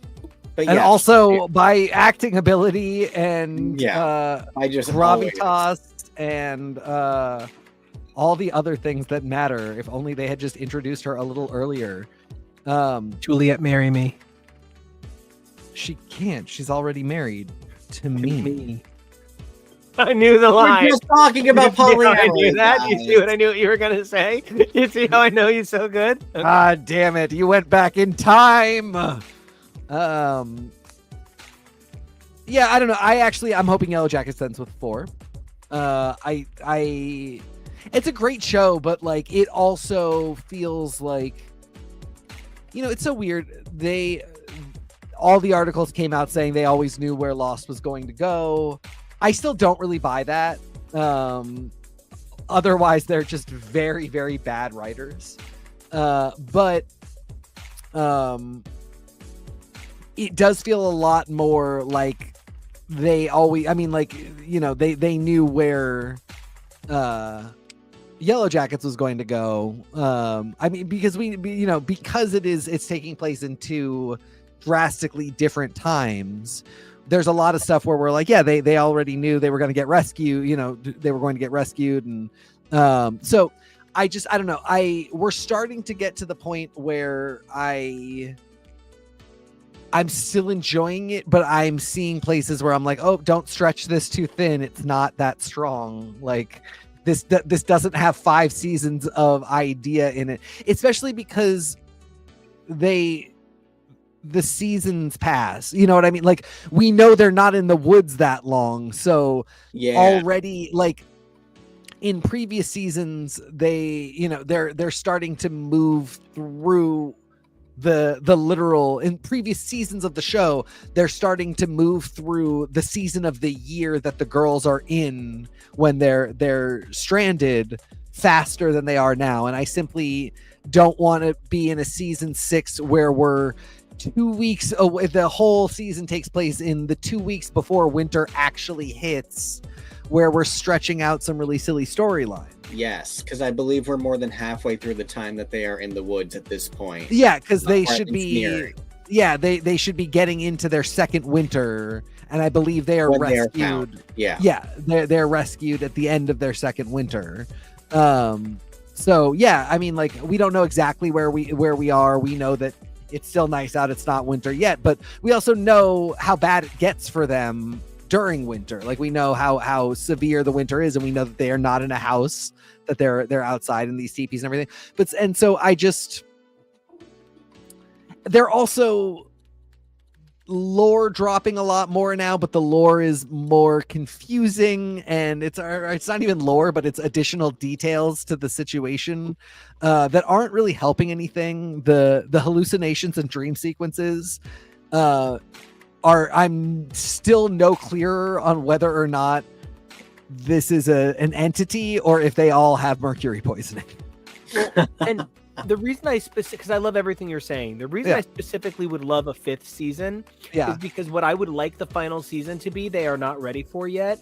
I think the final season needs to be the girls come home in the past. Yeah. Our girls in the present go to the woods. And we need a reversal NICO, season. Fuck you. That's a genius idea. Yes. And I would take that. Yeah. I think if we get the reversal season, but it's not ready for that. There is no way. No. You'd want it to be a 5th season. Wow, that is such a phenomenal pitch. That can't be season 4. Yeah. No, that would be season 5. Season 5, and it's because I literally said to myself, "What's the we have to go back of this?" Yeah. And oh my God, they literally have to go back against each other in the opposite direction. Yeah. And you also solve the other problem, which is seeing the feral girls in Jersey is as interesting as seeing the adult women return to what made them feral. I mean, chef's kiss, brilliant pitch. Hey, maybe we should do some writing together sometime. Probably we should talk about that. I'll message you after the show. We'll go Dutch. See, I got Juliet lines. Right. This trapped out motherfucker in his straight cosplay, looking all boof on the show over here. I gotta be really honest with you guys. A guest left this hat, and I washed it to make sure I didn't get lice, and then I was like, "This will be my heterosexual cosplay for life." No, it's great. I stole that hat at that See Here Now. At this See Here Now, I stole that at that time. Which you should be gearing up for soon. You got to start making your plans. They got to announce the bill first. Yeah. Did I tell you about the wild festival that we're getting here with Andre 3000? Yeah, coming up. Andre 3000 playing the flute in the park where I go running is going to be real fun. Yeah, I fucking love that album. So I do too. I'm not excited, but there's a chance we won't be living here. Love that park. So just so you guys know, Jersey got a thing called See Here Now. It's sort of like Surf and Skate had to become something. And it eventually, this is sort of like the adult version of a festival. It's very people in their 30s and 40s. It's been going on for a long time, like 7 or 8 years. The year I went with Rich was The Killers, was I think The Foos. I think it was Weezer. It was so many people, and there were so many stages. It was easy to completely lose track. Last year, though, the only headliner was Bruce Springsteen. And as somebody who has worked venues in New Jersey, I've seen Bruce Springsteen. I'm good. So I didn't go last year. So they've announced the dates this year, and then I'll see. But I already have tickets to 9 Inch Nails, and we got tickets to Alan Cummings' new cabaret. So we should talk about Traitors at some point, so I can be gay about Alan Cummings. Oh yeah. Yeah, I don't have a ton more to say on Yellowjackets. It's still really good. And you know, you have just proven to me that there's even more life in it than I thought there was. I think maybe right now my only complaint is exactly the thing that I said. I don't have a ton to say about it on the show right now. We're 4 episodes in, but there's not a lot developing. There's some really great character work. but there's not a lot to, you know, I feel like I'm loving the relationship that I'm having with Shauna is getting more and more insane as I fall more and more in love with Melanie Linsky and Shauna as an adult. And then I see Shauna in the woods being horrible. I'm hoping she's possessed by something. Cinnabar, apparently. Something that really stuck with me, maybe because it was a Eureka's Castle reference, was that moment where that one bitch is talking about the two realities. Yeah. And I feel like, and in some ways it's fascinating, in some ways it's a storytelling crutch. The underlying of Yellowjackets is in many ways that moment to me. The one reality is New Jersey, and the other reality is the wilderness. And at its core, it isn't anything specifically special. It's the only thing there is. It's death, it's life and death, it's primal hunger, versus Eureka's Castle and puppets and the faces we put on. And I don't know what other trappings they're going to wrap around it and what other mythos. But I feel like they in many ways even can rely on whatever else it was. It just is that.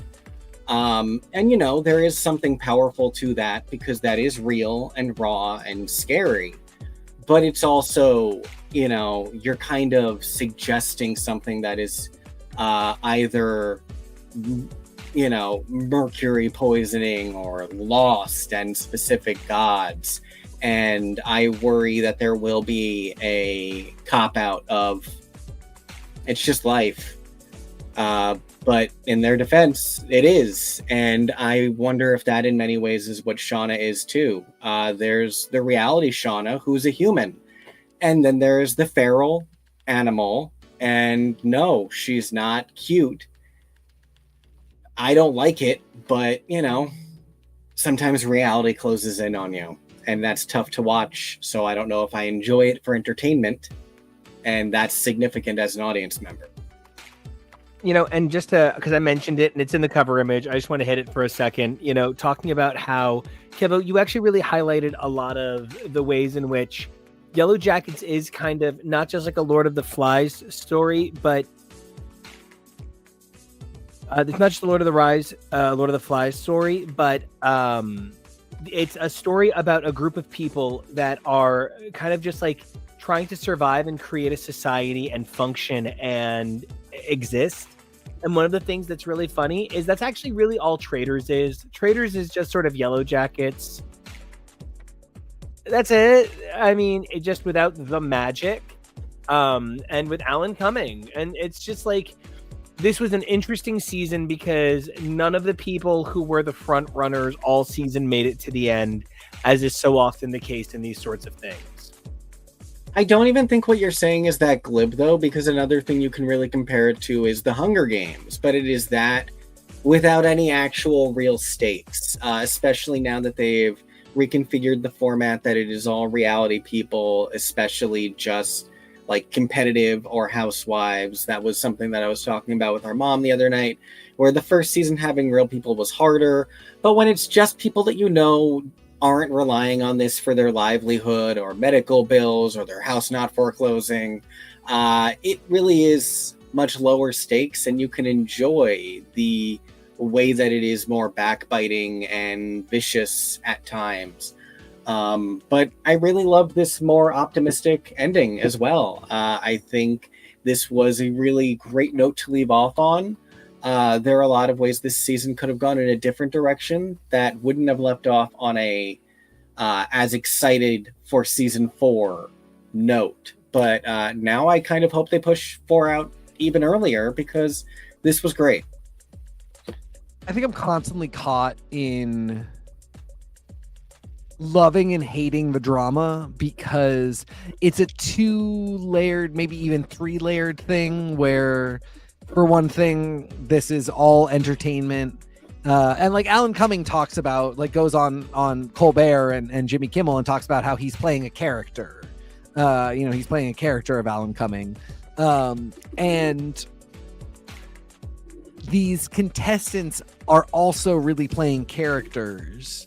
And then on top of that, some of them are traitors and are lying as they need to, as is the strategy for the show. But like, we got to a point with, we're spoiling it now, guys, so you gotta click away, but yeah, throw it all out. We got to a point with Carolyn, Danielle, and Brittany all being up for elimination, where like, you know, Carolyn's really crying and like is having this whole thing about how nobody listens to her and nobody respects her. And it's weird because the one thing they never bring up, even though it's a part of her character bio and it's something hugely to be proud of, is that she's a recovering drug addict. And you know, she has completely turned her life around, and you know, she talks about not feeling respected or listened to, and you can tell there's insecurities coming from a place of, she used to be a drug addict. She used to be at this really low place in her life, and she's really come back from it, and she wants to sort of never be treated the way that I think people treat drug addicts. And you know, so she's there crying at the deliberation table, also accusing somebody who she knows to be a traitor, and that person is accusing her, and neither of the two of them is saying that that's what's happening, but they're talking about like betrayal and, you know, the trust with other contestants and who's being genuine and who said what against whom. Carolyn's sobbing, and then, you know, she has to get up and go, you know, I was a traitor, and leave. And Danielle throws herself away from the table and cowers in the corner weeping, going, I told you guys, which of course you did, because she knew that Carolyn was a traitor, because they're traitors together. They're both in on it. And then, you know, Danielle has an equally dramatic ouster, including this thing where a person that became her friend on the show, who was her rival on a show that they came from, Survivor, Big Brother, you know, betrayed her. And so, you know, again, we're at the deliberation table. Danielle is crying. Brittany has betrayed her. And again, she gets up and she's a traitor. And you know, Brittany's was a little less dramatic, but it's just so much tears. A little less dramatic, but I actually even want to chime in to say not significantly dramatic, less dramatic enough for what little time she was on, because we even were discussing when we watched with Jonah, where she was very vicious. She went very hard at Dylan to the point where he was kind of annoying several times this season, and it helped very much endear him to us. You could have really written him off, but he became an antagonist or protagonist as opposed because to of how wildly she was swinging, when again, you are a traitor. So and so the layers of like, it's all just acting anyway, and they're acting because they're traitors. I can't tell if I love it or hate it. It got to like with Bob, when Bob is at the table screaming, I swear to God, and then gets up and is like, I don't believe in God, I'm a traitor, and walks out. There's a level of that whole thing feels fun to me. But when we got to Carolyn crying in those last couple episodes, it was not as fun to me until we got to the winners. I don't know. I'm still kind of reeling from the whole thing. I had a lot of fun with the reunion. Oh, you're still muted. Watch that. You're still muted. We have not watched the reunion yet. We are saving that for with Jonah, and so we will watch that. We are really excited about it. Yeah, it's a lot of fun. But really can't wait. And I had such a great time tonight. You know, if there's something else I really can't wait for, it is definitely tomorrow's broadcast. I've got a ton of feelings about Traitors, and I'm sure I'll get to share them on the show at some point. But something I can't wait to talk about is Drag Race tomorrow. Kevo, I believe you've got a fancy image for it. Ooh, hey girls. So, I mean, obviously. And the studio for that is already live, so definitely go to our channel and you can set your little ding-a-ling icon and get notified that is where we are going to be tomorrow at 6 p.m. Eastern Standard. And don't forget, we're springing tomorrow, so don't get that time messed up. And that's right. Us too. Oh Lord, yeah. Well, thankfully everything, as long as my phone automatically takes care of itself, the rest of it works out. And I can't wait because that image says 30% more villains, and that's all Arietti. So I thought about including Whitney coming, but didn't want to be too controversial or have her face on our page. So lots of villainy, lots of undiagnosed mental illness, and lots to discuss. I think this is one where I have not been watching the Whatchapackins, but I think I might have to go watch this one because I truly can't imagine how you talk about this after you are Arietti. Oh yeah, how do you talk about that now? Yeah. Oh yeah, shit. Yeah. Huh. Interesting.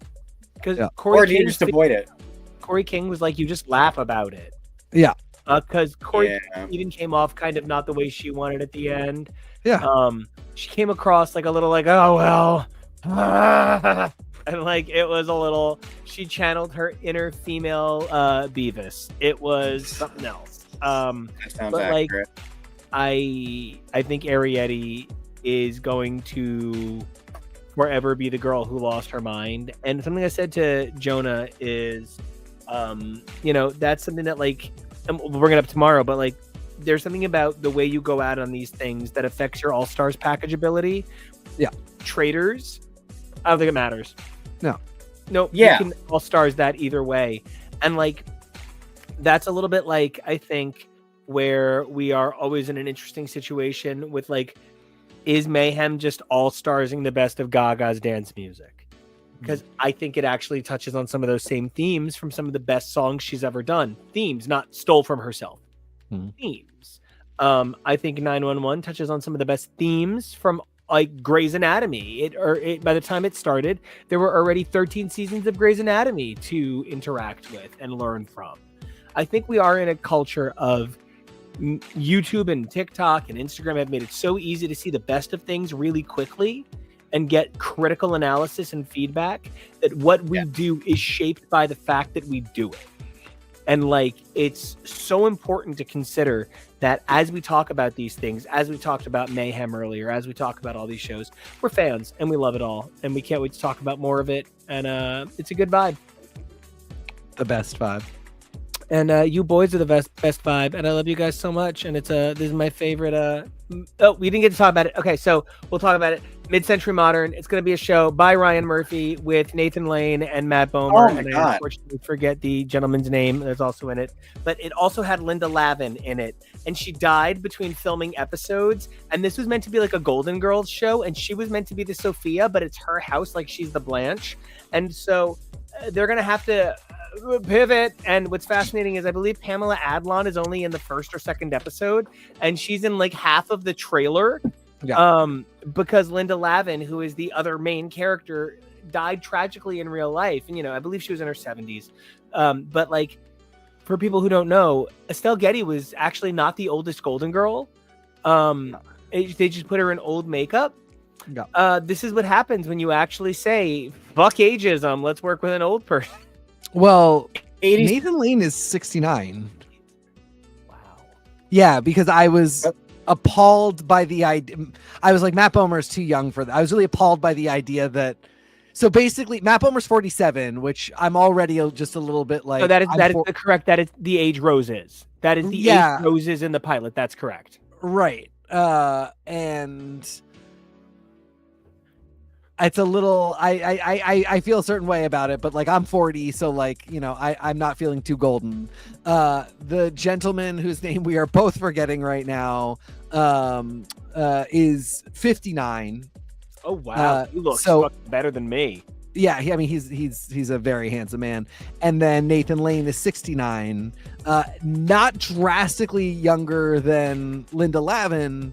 The point, the thing I immediately took away was like, this is another Estelle Getty situation where they're saying this woman is older, and they're probably saying Nathan Lane is a little younger, and it all is going to come out in the wash, which all is fine. I'll be interested to see if from the trailer, I do not anticipate this getting multiple seasons. The humor, I did not laugh at the jokes in that trailer once the way they intended for me to. I laughed that they thought those were good jokes. But if it continues, I would lean on Pamela Adlon 100%, because she is so funny and commands big defender of Louis C.K. Did she not stop? She never. No. She never reversed. Oh, it's one of those things where I just assumed that she did. You want to know an even bigger bummer that I found out today? Pretty sure Mikey Madison is a huge Zionist. Oh, you'd been waiting. Oh. I found out that the guy who co-wrote half of the songs on Mayhem, or actually all the songs on Mayhem, is a frequent Dr. Luke collaborator. We can't win, guys. It's everywhere. And as long as you know it and you identify it, and so every time you talk about it with that, I do understand that this is the thing. This is what pop culture's talking about. Yeah. And I want clicks or I don't, but And that's an important thing to remember too, is it is everywhere, and you frequently have to pick and choose your battles, and think about what is actually literally can't versus I don't like this versus Yeah. Okay. Does anybody have anything else, or should we actually finally fucking sign off? No, we can sign off. I love you guys. No, me too. I want to go have dinner. Yeah, we've been talking about getting off for a while. Yeah, you and I at least, I'm sure we'll talk about MCM, but we'll figure it out. So, okay. KEVO, other than HTML, Husbands Talking More or Less, X is for podcast, X is for show, all of our fine feeds, where can everybody find your fine self? You can find me at KEVO Really, that's KEVORELLY. TK, other than being this fabulous cat in a super sexy hat, where can everybody find you? It's going to be my next cosplay. You can find me at TK Accidental on Blue Sky. NICO, where can everybody find you? NICO Action, NICOACTION. If you guys want to check out my music, NICO Action Music, NICOACTIONMUSIC. If you guys want to find out more about us, like I said, HTML, X is for show, X is for podcast, like, comment, subscribe. But 3 things you guys can do for yourselves. Number 1, stay safe. Number 2, be brave. It's a crazy world out there. But number 3, evolve daily. Who you were yesterday, amazing. Who you were today, so phenomenal. But who you are tomorrow, that is the mid-century modern dream. And until we come back to live through the whole first season, we'll see you.